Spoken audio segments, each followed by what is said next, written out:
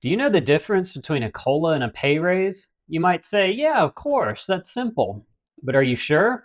I bring this up because it's a common point of confusion among federal employees and retirees. So today, I'm going to break down the differences between these two. Stay tuned. Hey everyone, Ian Smith here with fedsmith.com. As I mentioned, the difference between a COLA and a pay raise is oftentimes a point of confusion among current federal employees and federal retirees. And I understand why. It is a confusing topic. The COLA is very confusing, the calculation, the way it's calculated. But I find this topic very interesting. And so I wanted to get into it with you and just go over the key differences between the two. So, what are those key differences?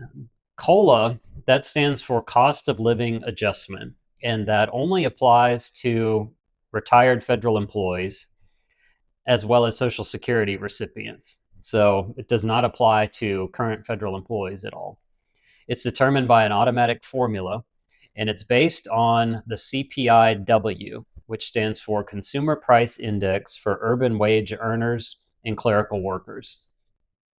Now, the pay raise, on the other hand, that applies to current federal employees, not retirees. And it's determined by Congress and the president each year.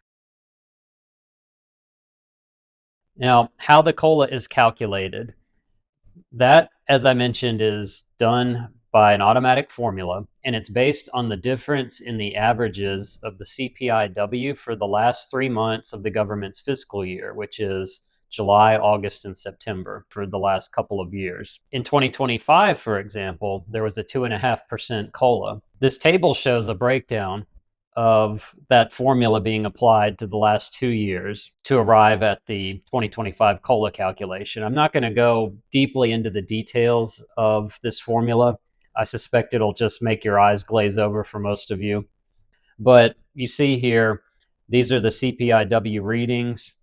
Averages are taken, and then the difference in those averages is what arrives at the COLA.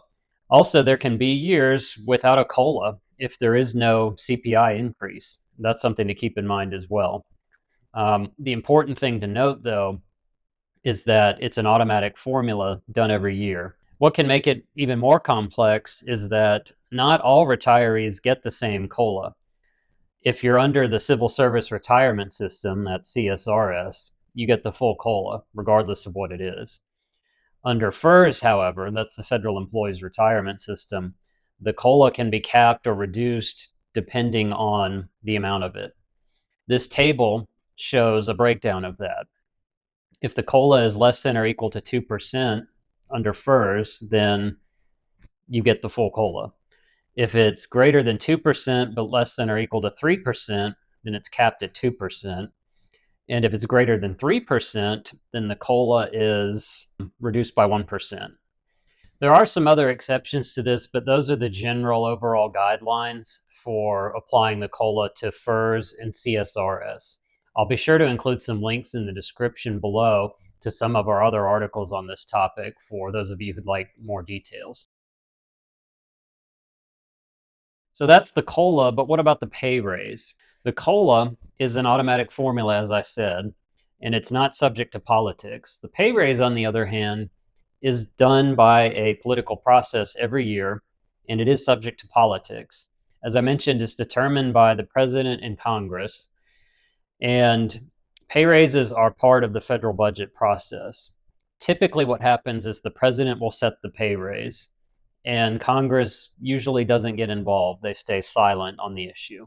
However, Congress can get involved and they can override the president's proposed pay raise with legislation that sets it at a different amount.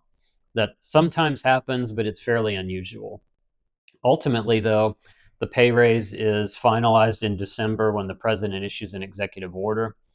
And once that happens, then the Office of Personnel Management will issue pay tables for the coming year, spelling out the amounts of the pay raise applied to the general schedule pay tables. And it shows what the annual salaries for each of the general schedule grades and steps are for the coming year. And so, given the differences between the two, you'll hear common misconceptions or at least misstatements. Sometimes I'll hear someone say something like, federal employees didn't get a COLA this year, or the COLA for federal employees isn't fair because it's too low, something like that. And that's not accurate because, again, the COLA only applies to federal retirees, not current federal employees. It's more accurate to say pay raise. You might also hear somebody say something like, it's not fair that retirees got a 2.5% COLA this year and our raise was only 2% or whatever the numbers might be in any given year. Well, again, they're completely different things. They're mutually exclusive, so one really has nothing to do with the other.